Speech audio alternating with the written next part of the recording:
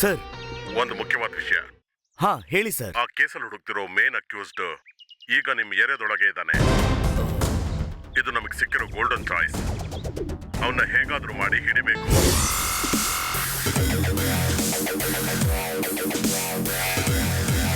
ಹುಡುಗಿರು ಕಿಡ್ನಾಪ್ ಆಗಿದ್ದಾರೆ.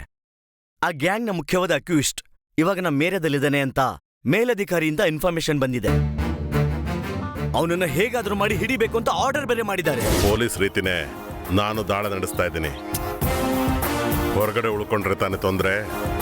ಈಗ ನಾನು ಪೊಲೀಸ್ ಮನೆಯಲ್ಲಿ ಆ ಪೊಲೀಸ್ನ ಕೊಂದುಬಿಟ್ಟು ಅವನ ಮನೆಯಲ್ಲೇ ನಾನಿರ್ತೀನಿ.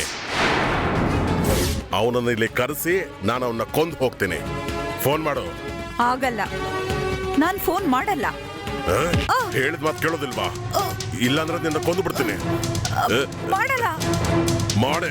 ಅದ್ರ ಅವಶ್ಯಕತೆ ಇಲ್ಲ ಕಣ.